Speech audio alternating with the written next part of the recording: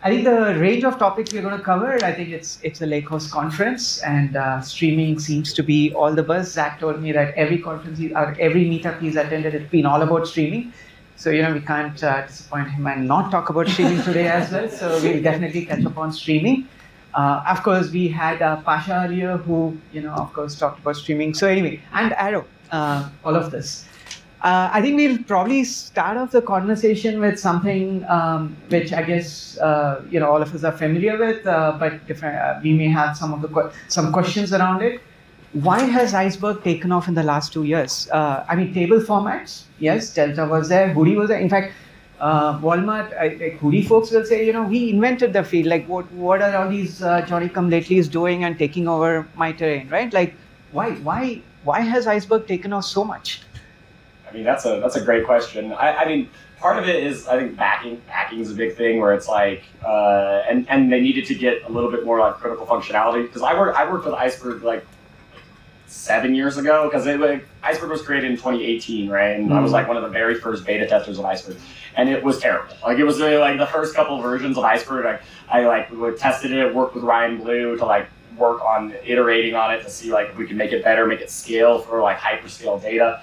And I think what a couple things happened that really made Iceberg take off was all of those people at Netflix, Ryan Blue, Dan Weeks, those people, really, really talented people, they left Netflix and they went all in on Iceberg, right? And that's when they founded that company, Tabular. Tabular is, before the acquisition, Tabular would be 2 years old right now, right? If they were, didn't get acquired.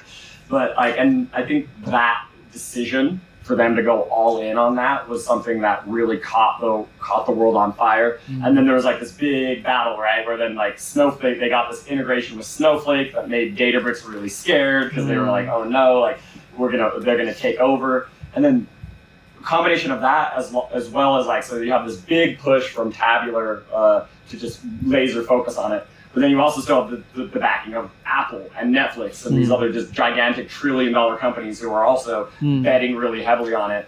And it's that's the big thing. It's more of a marketing thing though than anything else. I couldn't be oh, it's because of schema evolution or compaction or some random feature of Iceberg that was okay, that was the thing that caused everything to go to the moon, right? Yeah. I don't know. Anyone else have any thoughts on that? So I think you tackled from a technical perspective, right? Slightly touching on a philosophical perspective, I think it's a common trend that the more decomposition that we have in our software stack, the better it is for the general ecosystem, where you can actually choose your own parts of the system, right? And in that vein, Iceberg is nothing but decomposition of the actual traditional databases at a much more bigger scale.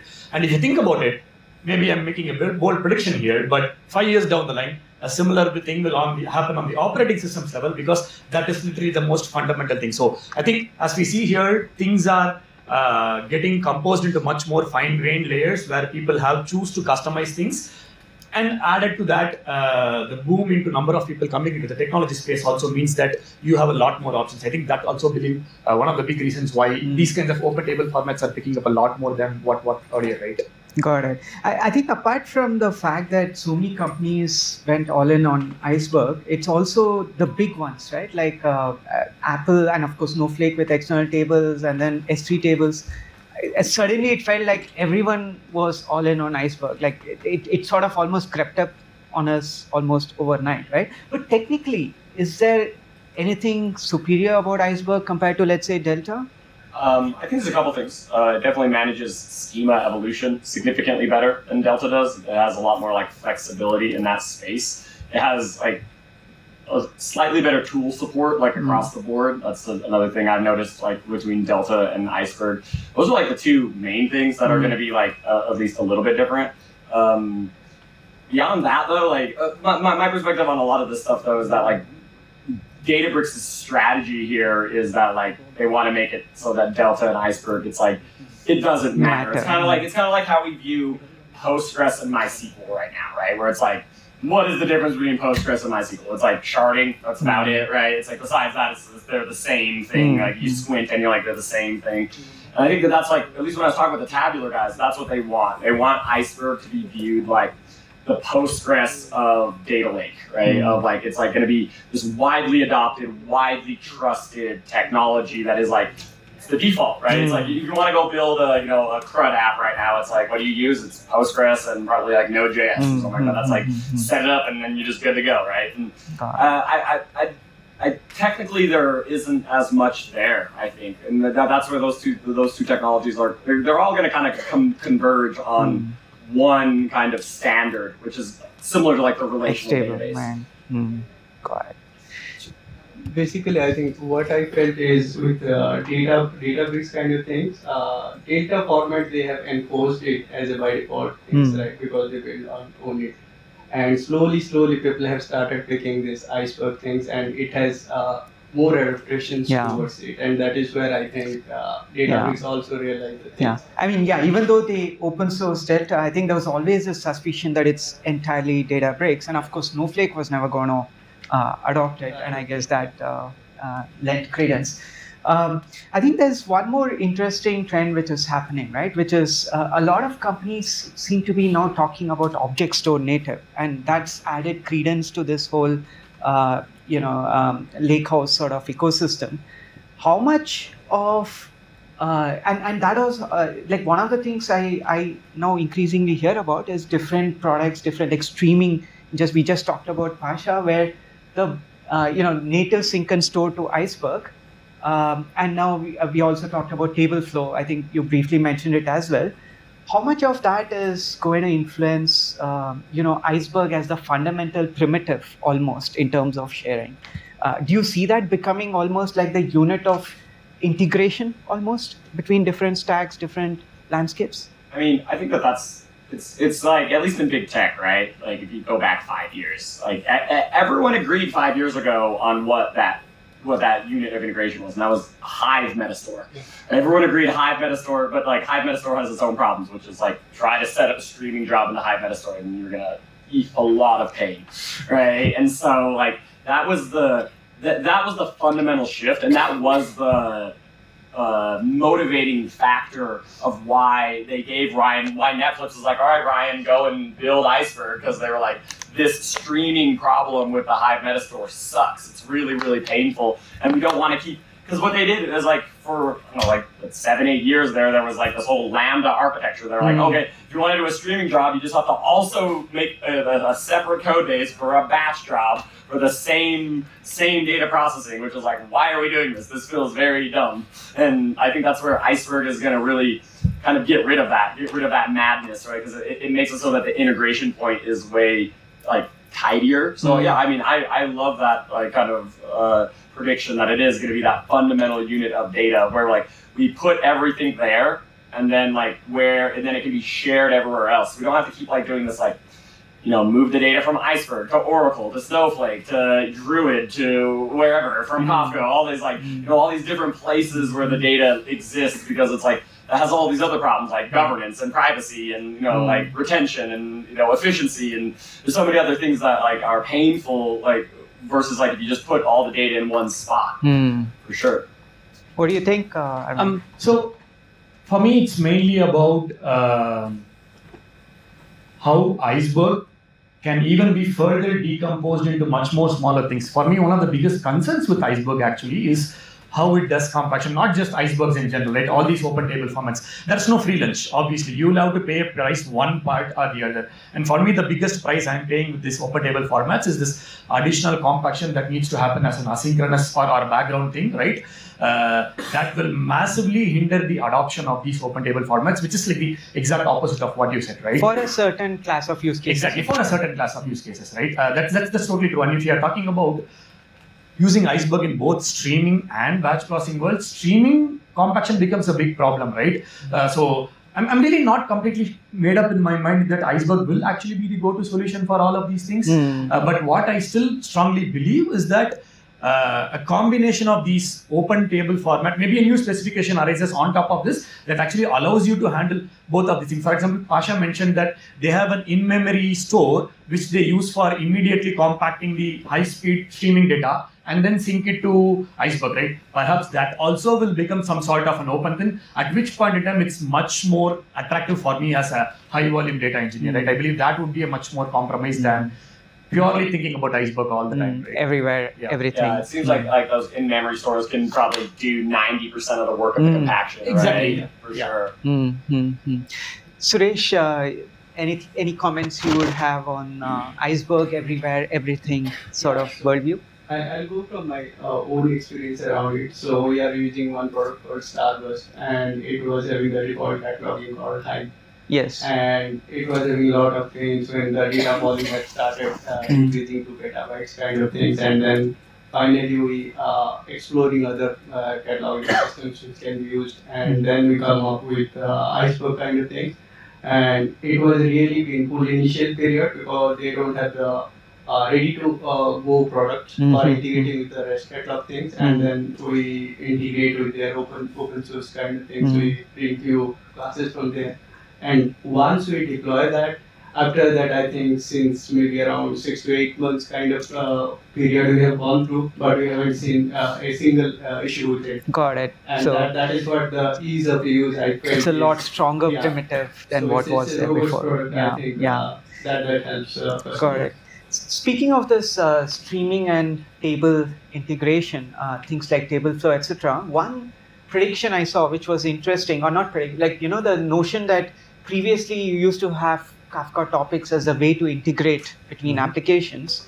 And now with TableFlow or products like TableFlow, where topics are mirrored onto tables, then the tables become the point of integration.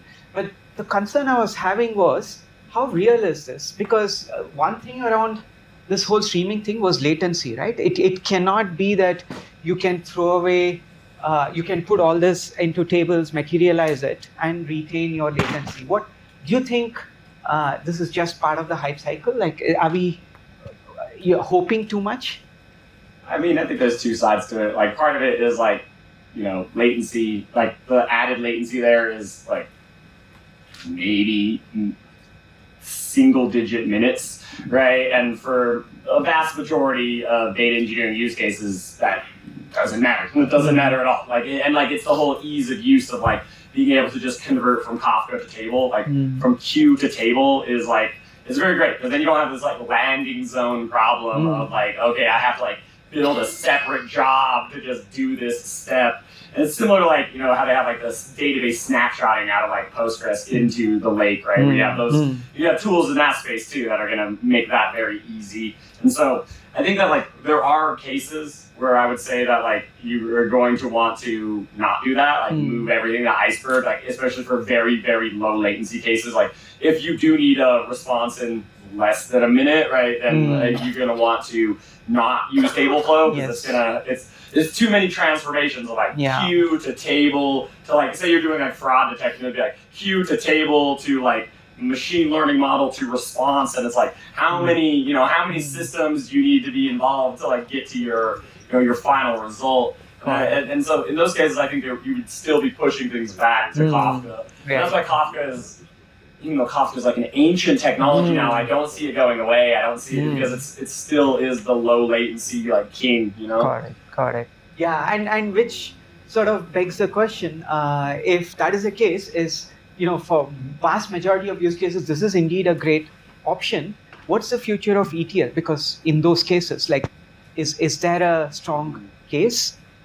Is the world going to change? Yeah, I mean, I can clearly say, right, as you said, Kafka, when it came into the picture, it was predominantly being used for two main purposes. One, if you want two services to communicate in an asynchronous manner, you use Kafka to send messages. But at the same time, you can use Kafka to collect data incoming into your system and provide some analytics on top of it, right? And for the vast majority of use cases where you don't require those sub-minute or sub-millisecond inference or whatever it is, right? This is going to be a massive win, because from a consuming application perspective, the view that you get on top of the data is completely different. In case of Kafka, you get a sequential or a vertical view, whereas once you put it into a table format, you have a much more bigger view with which you can do much richer analytics, etc. So that's a major win for me as an application developer. I can derive much more insights. So, like, apart from those latency sensitive use cases, I see this as a really, really big benefit for not just data engineering applications, if you ask me, any application is a massive win. Like providing that horizontal view of the data when it is materialized into a table is much richer than consuming it one by one from a queue. Although it is latency sensitive, but that's very small set of applications, right? So yeah, it's a massive win if you ask me. I think like if you're asking like how this impacts ETL, I think not that much actually, because it comes back to like, I don't know, like in big tech, like when I worked in big tech, Facebook has had table flow for 10 years, right? Because it had this thing called Scribe. Scribe essentially materializes your queues into tables. It just did that for you, right? And they should have open sourced it 10 years ago and we'd be way far ahead. But anyways, like what I'm saying is like in big tech, like a lot of the ETL stuff it's the same. Like I see this like for impacting. It's making a lot of other companies have the tools in big tech, but it comes back to like, okay, well, what did that allow data engineers in big tech to focus on? It's okay, you're gonna focus more on the business requirements, focus on the business definitions, right? You know, like when I was at Airbnb, we just debated about like what does available mean in an Airbnb, and it's like. And that's where you're going to have a lot more conversations with the business and try to get more accurate metrics and more representative metrics for your business. And I think there is going to be kind of a shift away from technicals because you're going to be in two ways, right? Because you have like this stuff that's making it a lot easier to just get all the data into the system. And you also have like AI, right? Which is making it a lot easier to write the transformation logic itself. So those two things together is going to push ETL to being more like, okay, how can we talk through this more? And like, it's great. It's ultimately it should increase velocity quite a bit as well, right? Yeah. So just if I might add one more point, right? As you said, I think maybe the definition of ETL might change or what you get out of ETL might change. Earlier, ETL means getting data from some place, doing some transformation and loading it. But now, since quite a bit of that is already taken care for you, you can actually at the end of the day, it's just a terminology, but you can actually utilize the resources that were being used for raw ETL into doing much more richer ETL is what I think. So ETL assets will actually not go. It's just that the definition and what you get out of ETL will drastically change because a lot of things have been actually taken care for you by these materializations. Got it. Yeah, and people are thinking from the ETL perspective to bring the data kind of things, but company like Optum, which is like in the healthcare domain, and data governance is the priority for them.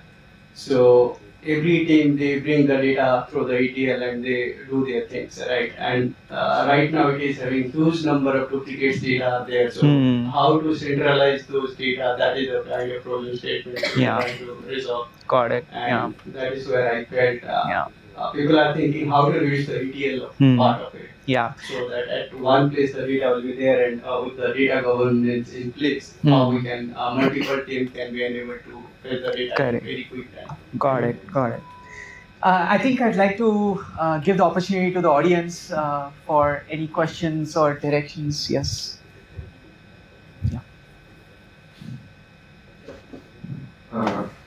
Jack, you did mention Kafka is like a legend, right? So when we talk about Kafka, there's one more player right now called WarpStream, which is cloud native and takes away the need of brokers. So do you see that WarpStream will take over Kafka in the future, or because I see Kafka is dead, bye-bye, something like that. So I just want to know everyone's view on that. Yeah, I mean, there's always competition in the space. Kafka has an unbelievable amount of inertia, right? Similarly, like if you look at like other spaces, like like an orchestration, right? Most engineers they know Airflow. They don't really like Airflow. Like Airflow is okay. And then they're like, why don't we use something like Dagster or Prefect or Mage or whatever? Like these other new kids on the block.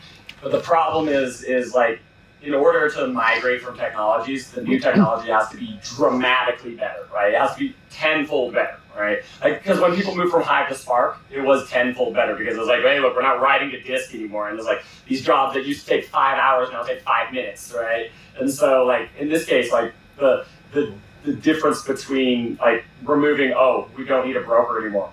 Is that a 10x improvement? I would probably say no.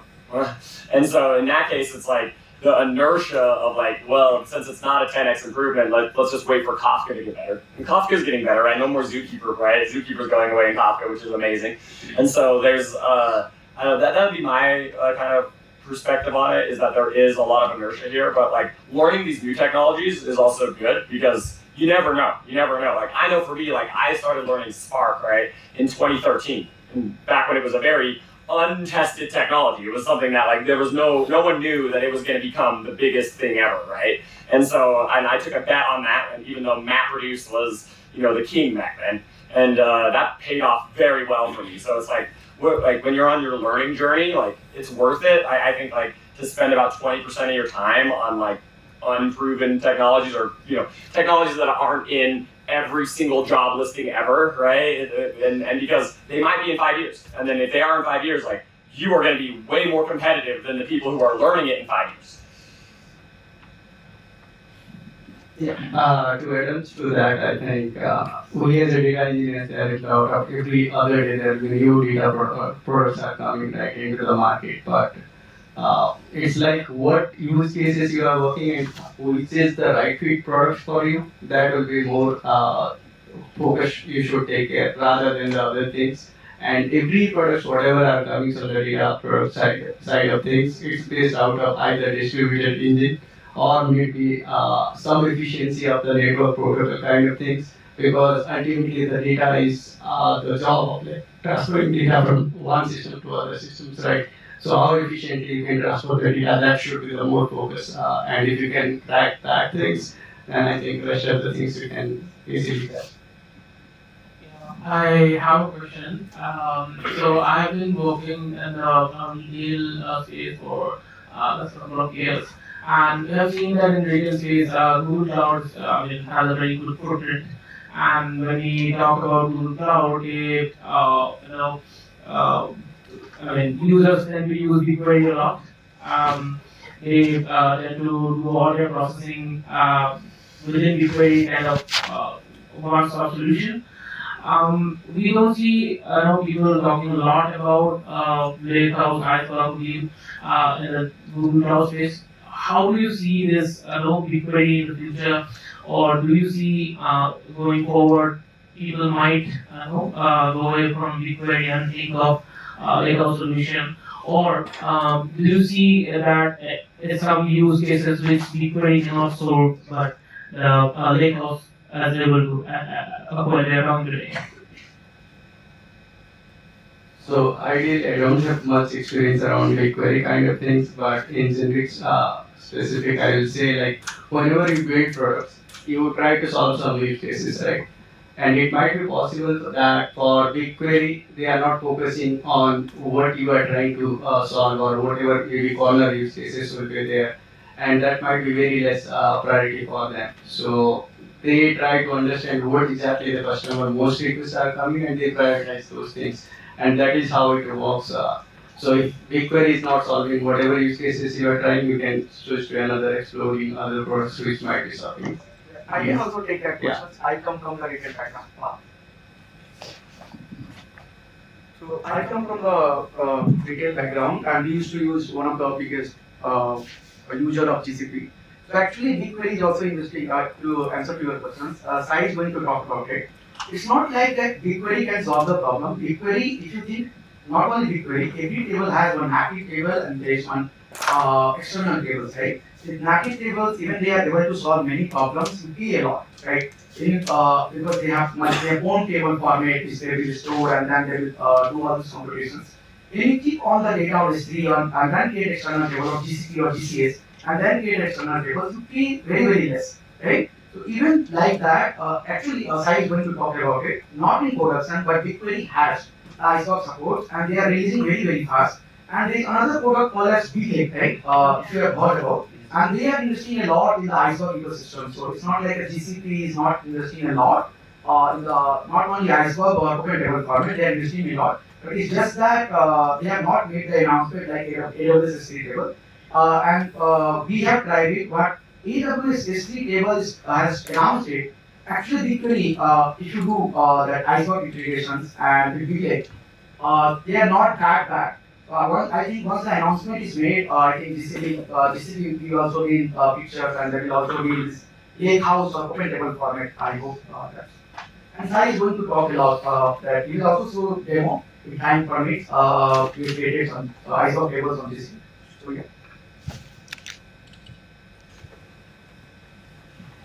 Or any Yeah. question, yes. We need to ask as much a question possible. Yeah. At one point of time during the discussion was about low latency applications, saying that if you use Iceberg tables, then you can expect more than a minute latency. Right? I'm going to just compare it with Iman. Now, what Iman does is there's a new Apache Plus on top of it, where the hot data is like moved to Plus and the cold data is moved to Iman. Now, is there a similar mechanism that is planned around Iceberg as well? Yeah, probably. I guess it will come eventually. I mean, the evolution of Iceberg itself. It's there's a long way to go, right? I wouldn't be surprised if that's in someone's backlog. But And I mean, I think it's an interesting question, because I think that's almost like if you're expecting low latency from Iceberg, that's like you're expecting a glacier to move quickly, right? And it's like wrong tool for the wrong job, right? And then it comes back to like, it's not like the solution is going to be like, okay, Iceberg is going to just solve every single problem, right? And you like, because there's a kind of there's a curve in terms of a cost curve, right? Where it's like the lower the latency of the access of the data, the more expensive it is, right? So at the top end of that curve is like Redis, right? Redis is going to be one of the most expensive ways to go. That's why you don't have petabyte Redis clusters, right? Because it's like, it's going to be millions or billions of dollars to manage that. But then on the, on the bottom end, you have like, S3 Glacier storage, which is like, oh, if you want to access that data, you have to like, the latency is not even minutes, it can be like hours. You have to like ping S3 and be like, can you put our data back online? And like, it's on tape somewhere. They put it like, but it's the cheapest, it's the absolute cheapest way you can store the data. And if you think about Iceberg in particular, one of the main benefits of Iceberg is that it's cold. That's why it's called Iceberg, right? And that's where, so because it's a cold data, it's going to be on that lower end of like low cost, higher latency, and that's where it fits in this architecture, is because we have the open table format for this reason, is because it's like, okay, we want our cold data to be accessible, but is it going to power applications? I mean, probably not a ton of them, right? It's mostly about powering analytics. And so like, I think in that way, it's like, are there going to be companies and things that offer this on top of Iceberg? Probably. Is Iceberg going to support this? Probably not. Like, it's not. I don't think that's going to be something that Iceberg is going to support on top, like in its own open source like spec. But yeah, those going to be providers who do stuff around it to kind of overcome some of these shortcomings of Iceberg. But keep in mind, it's high latency by design, right? That's like, and I think that's something to really keep in mind about like these open table formats. One interesting message that I read on a similar note, what you said about Iceberg naming is intentional because it is supposed to be cold. I think this was around when Iceberg came into big public domain and in Hacker News, is that it's intentionally called Iceberg because it is on cold and it also has a varying level of access in which you can do. So again, metaphorically speaking, Iceberg have pointed tips and you can fine tune your data access in terms of using these cloud providers, different access models, and still your Iceberg compatible applications will continue to work. Just that the latency will differ based on where you are on top of that slope. Whether you're on the peak, then you get the best latency. Whether you're on the bottom of the cold storage in terms of glacier, you get a lot more latency, right? So that's how you can totally optimize your cost, right? Because then your highly used data should be lower latency, but then like the data that you query once a year, right, should be as cheap as you can possibly store it, right? And so that you are getting your best cost footprint for your data. And use the same tools without changing anything because everything is Iceberg. Yeah, that's the promise for sure.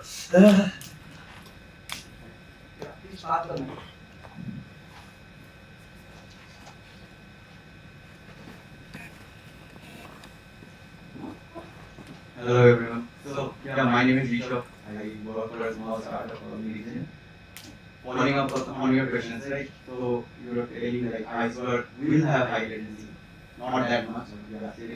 So these just contradict to the problem, right? So we shouldn't be doing streaming data analytics on top of Iceberg, right? That's one of the problems. So I actually have a solution where there is no true data like Iceberg and we have data science models coming from Iceberg. So what right now you are saying like iceberg is supposed to be like cold kind of thing, little bit high latency than expected. So how do we tackle this kind of problem? After iceberg, we cannot. So suppose some companies cannot directly go for release also. So what kind of tools we use which can be lower latency than iceberg, but it cost will be less than release.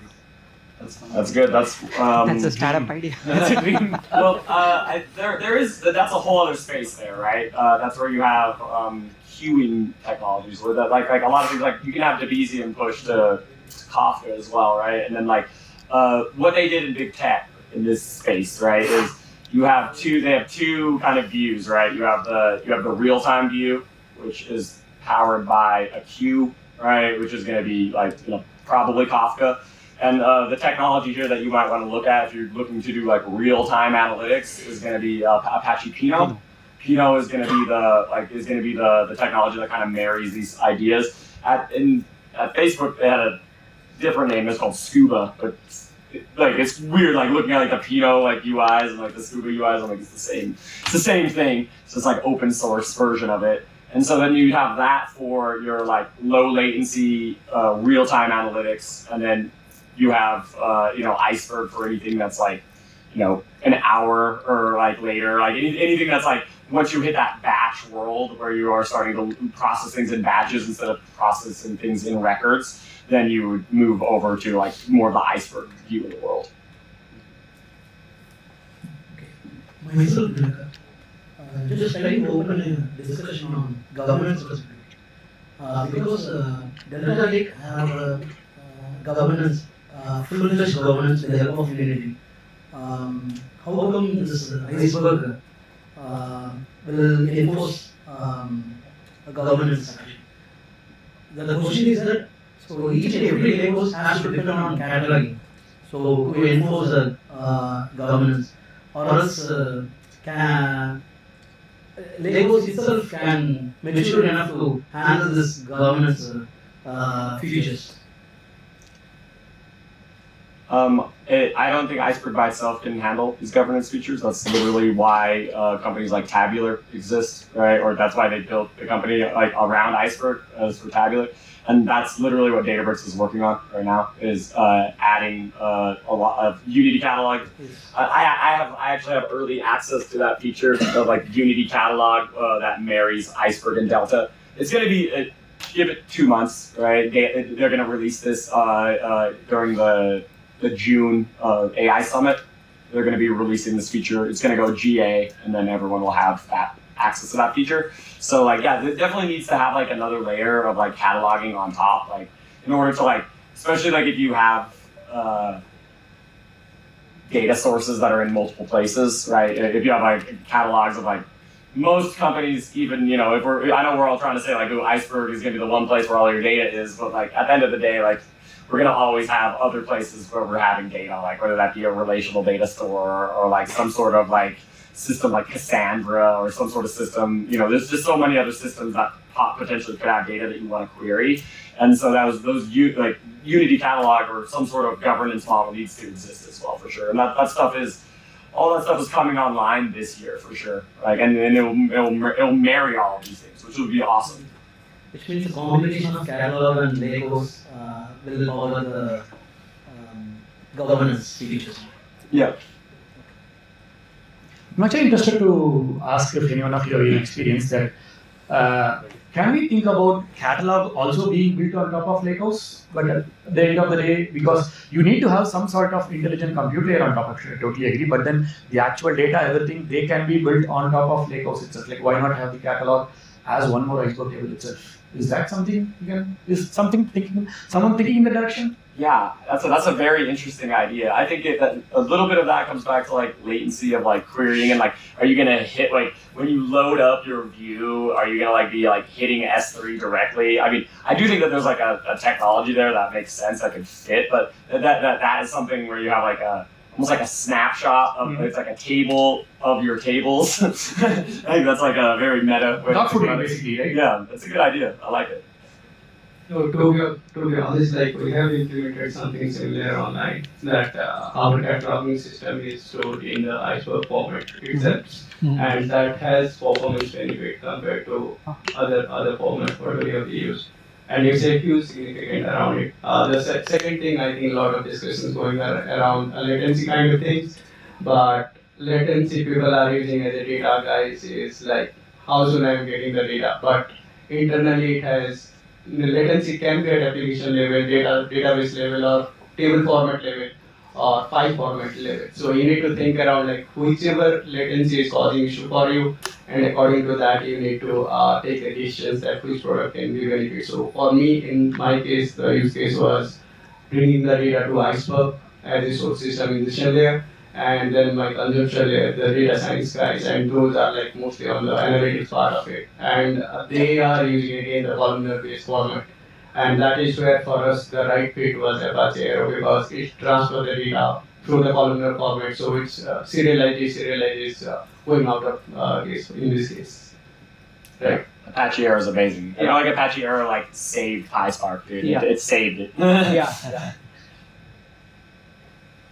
In fact, I have one question. Like we have been answering so many problems with Iceberg. Is there anything like you would like to share like recently any new problems that Iceberg was able to solve in recent years, like new stuff that came up with Iceberg I think a lot of the new features in Iceberg 2 are very interesting. You know, it's released fairly recently, and it has a lot of like the Hootie kind of features, like that copy on read, merge on, copy on write, merge on read. Those like features, like those like row level updates. Because before it only had like partition level updates that you could do, and so that is really exciting because I think that's going to be one of those things that like is gonna. Like one of the things I said earlier was like that kind of like prediction that like these three formats are going to be the same format in a lot of ways because like a lot of the trade-offs that there isn't like a lot of like design trade-off decisions that have been being made between these. It's more just like we just need to keep adding more features to them, and so that is something that I think is going to really increase kind of like the lower latency streaming use cases in Iceberg. So you can get like those nice updates and deletes that are at the row level, not at the partition level. I think it's V3, and they're introducing this feature called row lineage ID, where you can track they assign IDs to individual rows and then keep track of whenever CDC events come in. It's very easy to identify which exact row was changed rather than so far the information was which partition had this information that changed. But now we have row level information. But at the same time, it's yet to be seen on how it's going to scale because it needs tracking of those row level ID data. So I'm not really sure in terms of how much metadata overload it's going to have. But it's an interesting concept to definitely watch out for. Hello everyone, this is Shreya. So I have more like a very generic question here. So far we're seeing the growth of data, right? Like every year, I think we just keep on increasing zeros. And the scale of processing and computing and whatnot, right? So going into the future, what do you see? How do you see the data ecosystem change? In the future, we expect data to just grow, and it's going to grow exponentially, right? So how do you see the change coming in the future times? I think a part of it is like this focus on efficiency, right? Is like, one of the things that's very interesting about how we collect data and analyze data and everything is that we actually only leverage value from like a small percent of the data that we collect, like maybe 2 or 3% of the data that we collect. And this is for good organizations that are doing a good job, like the big tech organizations, like really like maybe top like 5% of the data that we collect are actually getting a significant amount of value out of. So like a side of it is like we got to be careful because as we are collecting more and more data, like we can't just like, I know a lot of times we're just like collecting it, maybe saving it for later, which is something that we are definitely doing. And there's gonna be two things. There's one side of it is that like we want to be more efficient, but there's another side of it that like storage is getting cheaper, right? And that like that's where Iceberg is great too, because it's like if we can move everything to the cheapest way that we can possibly store it, then that's fine. And the beauty though about like distributed compute is that we kind of solved the problem, right, of even exponentially growing data. You just keep adding more machines, and we can essentially process more and more data. Like I when I was at Netflix, right, there was a pipeline I worked on that was it was almost a petabyte an hour of data. It did a join, right, and Spark handled it great. Spark handled it fine. I mean, you have to pay Jeff Bezos a lot of money to run the job, but it can handle it, right? Because it's just like the splitting and just using teamwork of like, okay, you can just keep adding more and more machines, and they all just process a smaller and smaller piece of the data. So that makes it so that the exponential nature of it doesn't really matter. The only thing that matters there is like, okay, how much can you pay for compute? And that's where there's more of the efficiency kind of side of it that you want to worry about. It's like a cost thing more than like a capability thing. So your point being, data accumulation and storage still is going to explode, but the amount of inference you can do on top of it is very subjective to what kind of computer or how efficient you can be and something like that, right? Yeah, and I mean that's like a lot of like why these AI companies they raise like crazy money. It's like their seed rounds are like $100 million, right? And it's like why do we have a $100 million seed round? And it's like because these GPUs and running and processing all this data is just insanely expensive to build these like foundational models. So yeah, for sure, it's like that is. I think that there is like kind of a notion here around like what are we going to do about the energy here, right? How can we get cheaper energy so that we can process this data in a more cost-effective way? Because I mean I don't know. I don't think like burning oil is the future here, right? In terms of like actually getting us to a place where we can leverage the vast amount of like data and intelligence that we are collecting right now. Hi. From several years, we have a data set in Parquet and Spark, all good, but when it comes to CCTF, some privacy compliance apply, so we need to delete that data or particular row whenever the refreshes come. So I decided to, from few months back, I decided to move some of the data sets to Iceberg. So I got delayed because it supports CRUD, but what happens is the compaction is kind of a pain because the data, the querying itself becomes slow, and when I check that some of the small files created, some of them big, and no matter how much I try to do a compaction, sometimes it is not, I don't feel it is very controllable. With Parquet, Spark, I can do it more controllable way, I can optimize it for a reading purpose. So this compaction and metadata, like number of files exist for that small amount of data, it is not expected. So either way, something like I need to optimize in very granular level, or is there some limitation which is kind of I mean, is like what percent here you think of like of all the rows? What percent of the rows are like having deletes on them? Very small, like 0.2%, 0.1%. So in those cases, like I mean, at least in big tech, like back in the day, right? Like the way that we handled this situation is you handle the deletes in the pipeline and you just overwrite. Right, you just overwrite and you just write a fresh, like whenever the data comes back through, you just write a fresh like partition of the data, and then you just do it in Spark, right? You handle it that way, because like there's a certain, because it's like if we have to like sort, if you're removing 0.1% of the data and we have to compact and sort again, that's painful, right? That's just like it's like you're boiling the ocean to remove one needle. Right, and that's what's happening in your case, right? And that's why it's like, oh, this isn't great. It's not very performant, and that's where that's where Spark can handle this a little bit better in some cases. But another way to be thinking about this is like, is there a way of like, are these deletes in a smaller segment? Is there a way that you can partition the data where like the deletes are in a smaller segment so that then you're not compacting like this giant glob and you're compacting maybe a smaller segment of the data? That could be another way to potentially solve the problem so that the compaction is on a smaller subset of like the bigger partition. I think that generally like how everybody uses the this CCPR privacy policy, like if a user says that delete my data in your data set. So I mean, I choose it as Iceberg. Is there any other better way into people use? Just I want to let. I mean, I think you're right. Iceberg is going to be the place to do it. The whole right to be forgotten laws are like probably one of the most complex things that you have to manage in like as a data engineer for sure.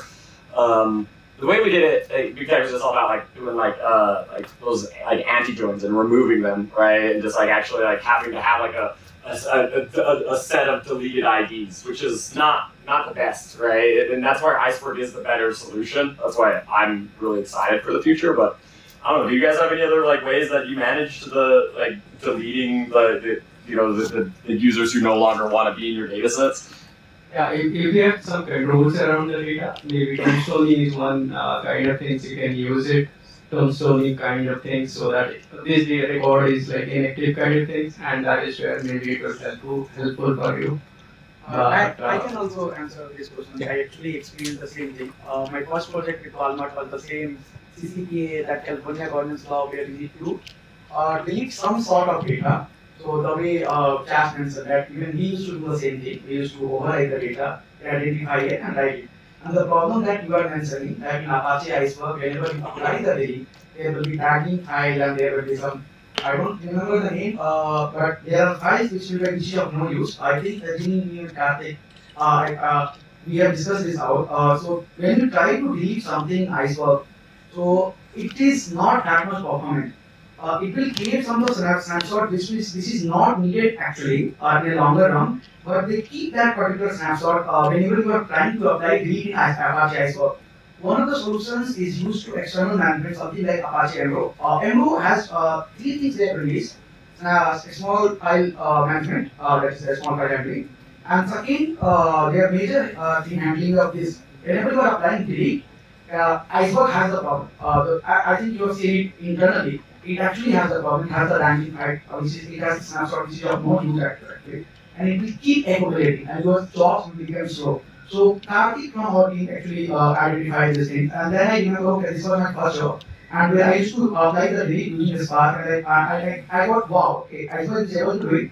Then we realized, okay, it has a problem, and Apache Emro or something like even a normal script, like a Spark script, but still, I think with time Iceberg delete will improve. Hooey made a really good move in terms of update, and as have been mentioned, row-based identifier. Hooey has done it better because see, Iceberg did not start to be a stream native.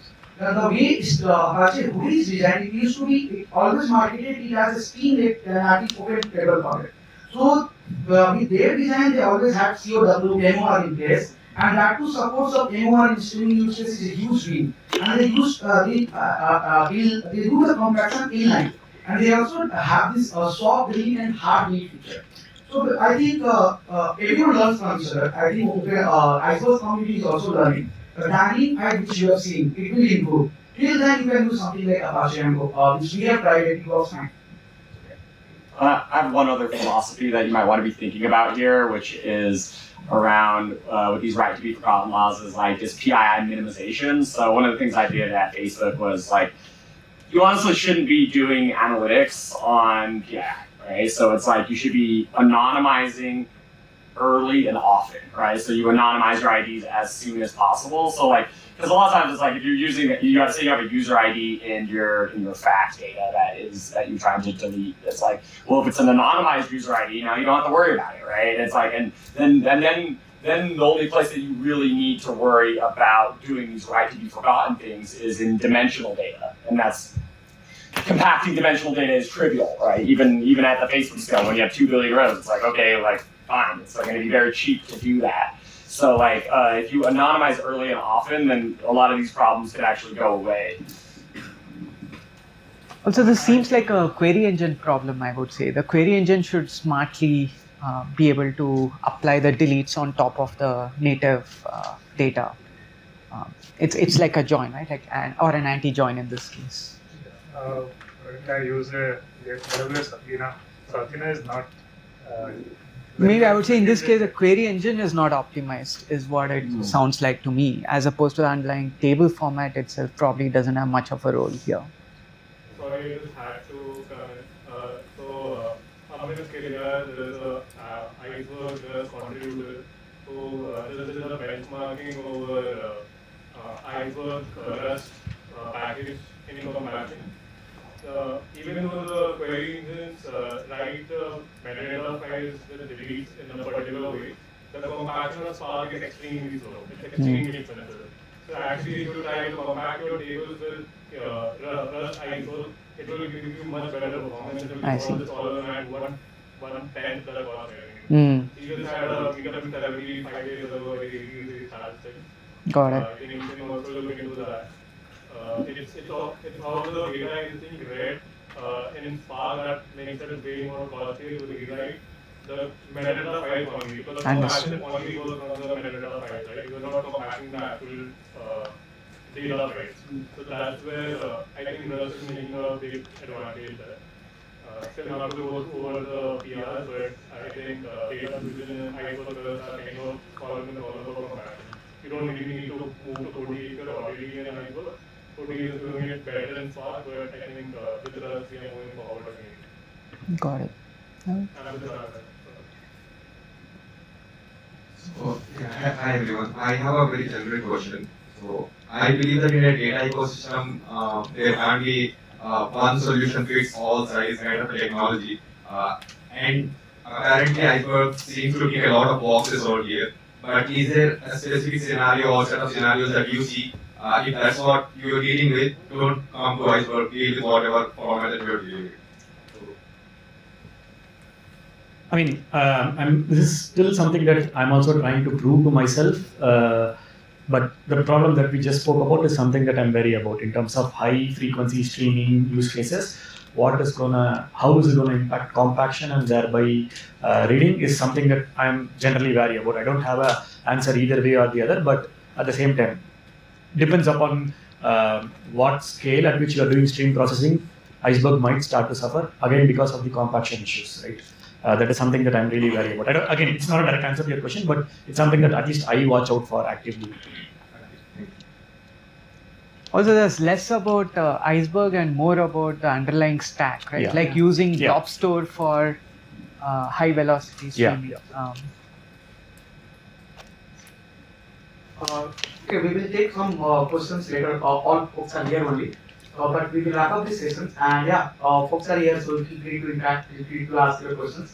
But thank you everyone for your time and